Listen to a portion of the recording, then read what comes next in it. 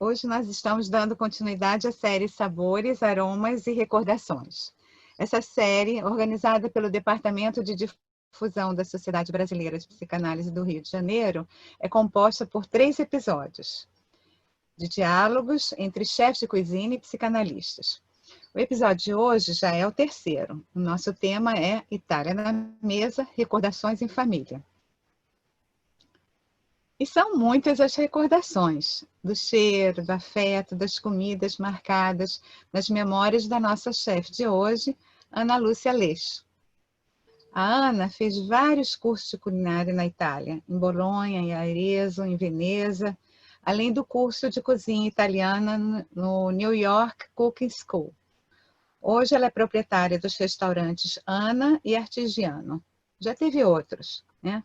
Que obtiveram, esses dois, Ana e Artigiano, já obtiveram destaque no prêmio, que é um prêmio muito destacado, muito difícil de conseguir, Giovanni Nuvoletti, é um prêmio italiano. O Ana tem a maior cotação e esse prêmio foi atribuído a muito poucos restaurantes brasileiros. E também tem o diploma concedido pela Academia Italiana de Cozinha. A Ana também é membro da Associação Cultural da região de Emília-Romana, no Rio de Janeiro, que é uma região norte da Itália, muito caracterizada pela gastronomia. Para conversar com a chefe Ana Lúcia, apresentamos a psicanalista Márcia Rodrigues Ganimi, membro efetivo da Sociedade Brasileira de Psicanálise do Rio de Janeiro, professora do curso de Desenvolvimento Emocional da Criança e do Adolescente, especialista em Psicoterapia da Infância pelo Instituto de Psiquiatria da FRJ, com experiência clínica no atendimento de adultos, adolescentes e crianças. Nesse encontro hoje, eu, Daniele Grinspan, pesquisadora titular da Fiocruz e colaboradora do Departamento de Difusão da Psicanálise da Sociedade Brasileira de Psicanálise do Rio de Janeiro, sou responsável pela mediação. Nós hoje vamos somar as recordações ao caldeirão de sabores e aromas da vida afetiva que foram tratados nos episódios anteriores. Então vamos lá, né? Ana Lúcia? Conta um pouco aí dessa história, né, essa história pessoal tão rica ligada à gastronomia italiana. Bom, minha mãe sempre fez tudo em casa, né? Ela fazia pães, massas, fazia sorvetes, fazia até ricota em casa, né? Ela tinha no jardim da nossa casa, ela plantava ervas, plantava manjericão, plantava hortelã, alecrim. Enfim, mas ela nunca me deixou entrar na cozinha. Né? Eu nunca nem um cafezinho eu fiz na vida. Porque ela achava que queria uma vida melhor para mim, que para eu não ficar na cozinha, que a vida da mulher na cozinha era muito complicada, que só fazia aquilo. Ela passava o dia inteiro na cozinha. E então que ela queria uma vida melhor para mim, que eu tinha que estudar e tudo. E aí o tempo passou e eu fui fazer outro curso, eu estudei economia. Na época nem existia curso de gastronomia aqui no Rio, né? Não existia quase livros, não existia nada, você tinha que trazer os livros quando você viajava embaixo do braço. E aí eu me formei, tinha um irmão também que ele trabalhava na GE, a GE foi para São Paulo, também depois ele trabalhou no Banco de Boston, o Banco de Boston também foi tudo sendo transferido para São Paulo, mercado financeiro. E eu também me formei em economia, os empregos que tinham em banco eram todos em São Paulo. E eu adorava a praia, adorava minha família, meus amigos, não queria ir para São Paulo. E aí surgiu a ideia de abrir um restaurante. E a gente abriu o restaurante, eu tinha só 21 anos. E foi quando eu me formei em economia e a gente começou. E surpreendentemente foi uma coisa que eu adorei, é uma coisa que eu senti que estava dentro de mim, porque, embora eu tenha amado o curso de economia, eu sentia que o trabalho, né, eu cheguei a fazer estágio, o trabalho não era uma coisa que tinha a ver comigo, e é um trabalho muito puxado também de restaurante, né? Você tem que ter uma coisa que fala dos imigrantes, tudo, que eles têm assim, a cultura do trabalho, né? E acabou que foi uma grande surpresa para mim, que eu adorei. E desde essa idade, né, já estou com 60 anos, estou nesse ramo esses anos todos. A gente abriu, começou em 1980 com o Paparelli. Eu lembro do Paparelli, É, na Dias da Roça. Eu lembro. exatamente. Pois é, né, Ana Lúcia? Mas eu acho que, assim, que por mais que sua mãe não quisesse que você entrasse na cozinha, né, porque ela achava que, na época, não era uma coisa que valorizava muito a mulher, então ela não queria que você tivesse o mesmo destino que o dela, eu acho que aquilo estava no sangue, né? Porque eu acho que você sentia tanto amor, tanto prazer, né, dela na cozinha, com aqueles cheiros, aromas e sabores, que aquilo foi passando para você de uma forma muito intensa, muito forte, né? E eu acho que aí veio o desejo também de abrir um restaurante, porque eu acho que era uma coisa tão intensa que você não queria que ficasse restrito assim só para a família, né? Você queria compartilhar esse gosto e sabores com o maior número possível de pessoas, né? Eu acho que daí também a ideia de abrir um restaurante, né? E por mais assim que você tenha feito economia, eu acho que no fundo não era o que você queria, né? Eu acho que você queria mesmo era essa parte de gastronomia, culinária, né? E que você fez e com muito sucesso. E já que a gente também está falando assim de recordações, né? De memórias, eu acho que é importante a gente saber os tipos de memórias que existem, né? Existem alguns tipos de memória. A primeira memória é aquela memória do bebezinho, que vai de 0 até 2, 3 anos de idade, mais ou menos, que nós chamamos de memórias corporais, que são aquelas memórias das sensações do corpo e das atividades motoras. E a gente não tem lembrança do que aconteceu. Acho que ninguém lembra, né? Quando eu tinha 6 meses de idade, o que aconteceu? Quando eu tinha 3 meses de idade, ninguém lembra. Porque não tinha uma atividade simbólica, então é impossível da gente lembrar. Aquilo fica impresso no corpo. Seria o caso de, por exemplo, um bebezinho, quando ele está mamando, e às 4 horas da tarde. Nesse horário, a mãe costuma sempre fazer pães, né? Então, ele sente aquele cheirinho gostoso do pão, né? Junto com a amamentação. A amamentação está sendo super prazerosa e o cheiro do pão também. Mas mais tarde, ele pode sentir aquele cheirinho do pão, mas não vai associar que ele estava amamentando, porque ele não tem lembrança disso. Ficou marcado no corpo, né? Ele vai só sentir aquela experiência agradável do cheiro do pão. Quando é mais tarde, aí sim nós podemos falar em lembranças, porque já tem uma atividade simbólica. Seria o caso de, por exemplo, uma criança que vai almoçar na casa da avó todo domingo e a avó faz comidas assim maravilhosas, sobremesas espetaculares, e vai tio, vai tia, aquela coisa assim super gostosa.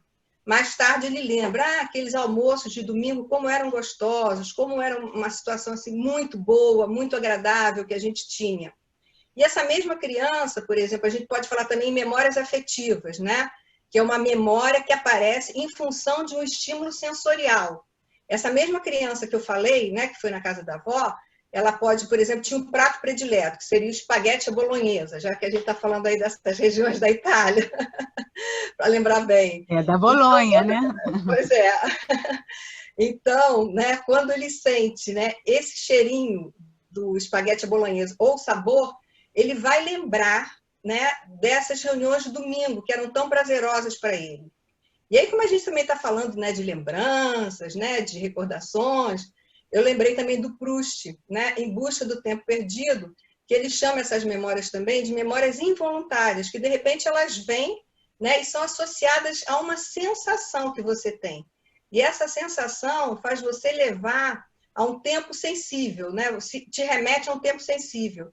Então, ele dá o exemplo do personagem principal, quando ele molha uma madeleine no chá, né, embebido do chá, e que ele faz uma viagem no tempo, né? Então, é bem interessante a gente estudar assim as memórias, porque elas existem e se alternam ao longo de toda a nossa vida. Eu acho muito interessante, né, isso que a Márcia está lembrando, né, agora, porque estava pensando no Ana, né? O restaurante Ana, né, tão premiado, tem o nome da avó, né, da mãe da Ana Lúcia, né? E essas coisas, né, que vêm de geração em geração, né? E eu sei que a Júlia, né, a filha da Ana Lúcia, já ganhou prêmio, né? Aí eu acho que a Ana pode contar um pouquinho essa coisa transgeracional da gastronomia italiana, né, na família dela, né? A minha filha adora cozinha desde que nasceu. Uma coisa assim que ela tinha, sei lá, uns 4 anos de idade, ela me fez ir na escola dela, porque tinha uma mãe que era dentista de uma criança e foi lá ensinar as crianças a escovarem o dente. A Júlia, ela não sossegou, mas ela ficou no meu pé até eu ir na escola dela ensinar a fazer massas. Eu levei massa porque eram 27 crianças. Eu fiz tudo quanto foi tipo de massa e ainda levei massa de todas as cores para depois as crianças comerem. Então, ela desde pequenininha e Aí depois ela também, quando terminou lá o curso, aí qual é a profissão? Aí cada criança tinha uma profissão, a dela ela queria ser chefe. Aí com 13 anos de idade, o meu irmão perguntou se eu não queria representar o Pomodori no concurso de risoto. Eu sou super tímida, eu falei, não vou fazer isso de jeito nenhum, se ganhasse ele ia ter que ir para a Itália. Aí ele chegou e chamou a Júlia com 13 anos. E eu não querendo que a Júlia fosse, porque eu achei que isso daí não ia ser legal, que ela, óbvio que não ia se dar bem. Um detalhe que eu esqueci de contar, Daniela, que eu ainda cheguei, eu liguei, o concurso foi organizado eu acho que o nome é Organização dos Italianos no Mundo, é uma entidade dessa. Eu liguei para lá e perguntei assim, mas olha só, ela só tem 13 anos, ela pode participar? Eu realmente não queria. Aí ele falou assim, como é que ela é? Parece criança? Ou ela grande? Não, mas a Júlia já nasceu grande, né? Aí eu falei assim, não, ela realmente ela é uma menina grande. E aí não teve jeito, ela tirou o primeiro lugar disparado aqui no Rio, ganhou passagem, estadia, tudo lá, e concorreu em 5 cidades diferentes, e ela tirou o primeiro lugar no júri técnico, primeiro lugar no júri popular e segundo lugar no júri técnico. Isso foi em Turim, em Ivrea, pipocando em 5 cidades lá italianas. Inacreditável. E o risoto de abobrinha, né? Risoto de abobrinha com fonduta de parmigiano. Eu achei o máximo, porque mistura a abobrinha da horta, da avó Ana, com a culinária, né, típica familiar, né? E ela ganhou até, talvez, pela originalidade, né? Com 13 anos, muito legal. Você lembra, Ana, de alguma ocasião, assim, muito especial que te traz recordações marcantes ligadas à gastronomia, assim? Eu me lembro, né, as reuniões familiares, que assim, né, Natal, minha mãe fazia muita coisa, e é isso, era o momento que a família se reunia, era em volta da mesa. Eu acho que toda família, de alguma forma, é isso, só que tem famílias que não conversam, tem a televisão do lado, lá em casa não tinha nem televisão na sala, então realmente era o momento que a família se reunia. Minha mãe tinha muito carinho de fazer tudo, sabe? É isso, ela passava o dia inteiro, aí fazia aqueles pães, aí ela tinha muito carinho, aí não sei o que, não podia ser no liquidificador, tinha que ser na peneira, ela realmente fazia aqui uma coisa especial. A mama, né? E é bem interessante, assim, né, Ana, que você tem, assim, ótimas recordações, né, em relação à comida, alimento, né, o carinho da sua mãe, não passar no liquidificador, passar na peneira, né, então você tem recordações muito boas em relação à alimentação. Mas nem todo mundo tem essas recordações tão boas, né? A gente pode ter recordações positivas e negativas em relação ao alimento, né? Eu lembro de uma situação de uma criança que detestava sopa. E a mãe obrigava, tinha que tomar sopa, tinha que tomar sopa, tinha que tomar sopa. E um dia ela jogou a sopa em cima da criança, de tanta raiva que ela ficou que a criança recusava a sopa. Então, a partir desse dia, essa criança ela não pode nem sentir o cheiro de sopa, né? Quer dizer, já é um adulto, ele tem horror ao cheiro de sopa, porque isso remete ele a essa situação muito ruim, né? De uma obrigatoriedade de comer uma coisa que ele não gostava, né? E, assim, várias situações também, né, que as pessoas têm uma associação negativa com o alimento. Por exemplo, já que a gente está falando de comida italiana, né, risoto, né? Tem pessoas que comem risoto, aí tem um dia que come, passa mal. A partir daquele dia não quer mais comer o risoto, porque aí fez o link, né, do risoto como uma coisa ruim que fez ela passar mal. Então, a gente pode ter associações tanto positivas quanto negativas com o alimento, né? E eu acho que é uma coisa assim, bem interessante a gente pensar de onde vem esse prazer e o desprazer em relação à comida. Né? Vem lá no iniciozinho da vida, né? Na época de bebê. Porque o bebê, ele nasce num berço de sensações. Né? O bebê, bem pequenininho, né? Como é que ele se relaciona com a mãe? Ele se relaciona com a mãe através de um mundo sensorial. É o cheiro do leite, é o sabor do leite, é a voz da mãe, é como a mãe segura esse bebê, é como a mãe apresenta esse leite para esse bebê. Né? Então, essa associação prazer-desprazer vai estar muito relacionada ao iniciozinho da vida, né? Porque a mãe não vai dar só o leite, alimento, né? Seja através da mamadeira ou através do peito. O leite vai estar sempre relacionado com o afeto. Então, se é uma mãe que, assim, que é apaixonada pelo filho, que tem muita vitalidade, ela vai passar aquela alimentação, aquela primeira alimentação cheia de amor, cheia de afeto. E provavelmente, né, essa criança vai ser uma criança assim, bastante saudável, que vai gostar de comer, vai gostar de experimentar alimentos diferentes. Bem diferente de uma mãe que assim está deprimida, que não investe muito no seu neném, né? Então ela não vai passar esse leite com tanta vitalidade. Né? Então, esse bebê pode ter, provavelmente, pode ter dificuldades alimentares, pode não gostar de comer, porque tem uma diferença muito grande entre crianças que foram alimentadas com leite e mel e só com leite. Né? Tem uma diferença muito grande. Agora, eu acho que é importante também falar... Leite mel no sentido de carinho, né? De leite o mel doce, seria o né? afeto, seria o carinho, seria o investimento da mãe em relação ao bebê. Então, tem uma diferença muito grande entre aquela mãe que alimenta por alimentar daquela que dá, né? Com todo carinho, com todo amor, com todo afeto, né? Agora, não sei se vocês perceberam que nos dois casos eu falei provavelmente, né? Porque quando a gente trata de ser humano, relação mãe-bebê, é sempre uma relação muito complexa, né? A gente não tem uma relação de causa e efeito. Eu falo em termos de probabilidade e em termos do que eu observo. Né? Mas nem sempre é assim. A mãe pode investir muito no seu bebê e o bebê não se alimentar bem, e ela pode ser uma mãe deprimida e o bebê se alimentar muito bem. Até o contrário, para tentar tirar essa mãe da depressão. Ele pode ter um impulso à vida tão grande, um impulso à integração tão grande, que ele vai querer tirar essa mãe da depressão. E pode até ser um bebê mais alegre, com mais vitalidade, que se alimente muito bem. Bem legal isso. Bom, acho que a Ana podia contar um pouquinho para a gente sobre essa cultura gastronômica da Emília-Romana, né? Dessa região. A Emília-Romana, a capital é Bolonha, e é a terra das massas frescas.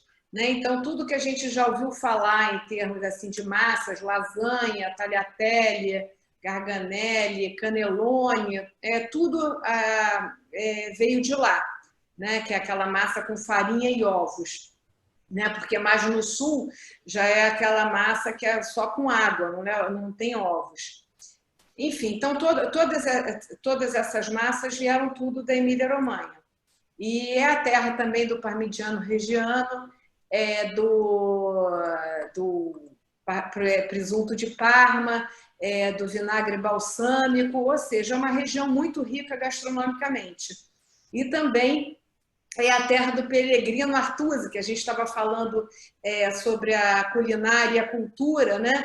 Que foi assim o primeiro marco de uma Itália unida, em 1891. Ele era um cara que ele era banqueiro e escreveu esse livro, A Arte de Cozinhar.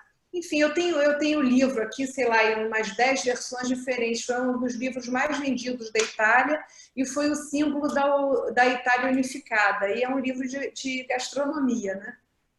Muito e ele legal, também é da Emília-Romagna. Muito, muito interessante, porque é uma região bem típica, né? Tipicamente conhecida pela gastronomia. E a gente estava falando da família em torno da mesa, na verdade, a unificação da própria Itália, né? Através da comida, né? Eles valorizam muito. Esse ano a gente ganhou, eu e meu irmão ganhamos um prêmio lá em Rimini, que também é Emília-Romagna, que eles fazem pela divulgação. Foi legal, tive que dar discurso em italiano. Imagina, eu nem dormi à noite, porque discurso em português já é impossível, em italiano. Pediu para a Júlia ajudar? Não. Não, a Júlia não foi. Foi eu e meu irmão.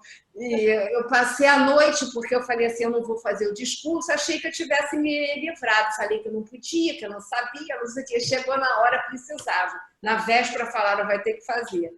Enfim, mas é isso. Eles têm... É uma região muito, muito legal. É lindo, É Parma com parmesão e com exatamente. presunto, né?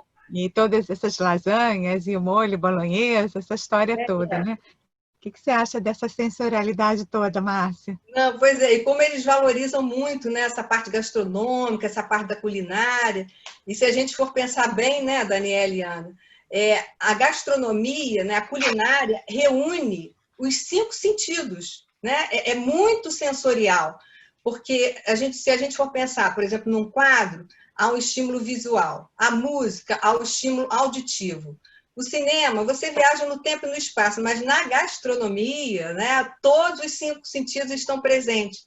Tem o alimento ali que tem o estímulo visual, né? Tem o olfato, que é o cheirinho do alimento. Tem o gosto do alimento, né, que seria a parte gustativa, e a textura do alimento também, que entraria o tato. E ainda tem também o estímulo auditivo, que seria a crocância do alimento. Então, é uma arte completa, né? E além de ser uma arte completa, ela reúne, eu acho que ela reúne muito as pessoas, reúne e une muito, né? As pessoas, as famílias.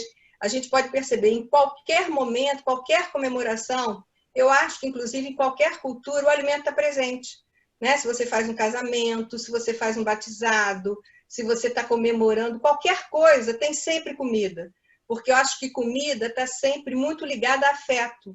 Né? Comida e afeto são, assim, eu acho que indissociáveis. Que sem alimento a gente não sobrevive e sem afeto também a gente não sobrevive de jeito nenhum. Então, está muito relacionado afeto e alimento.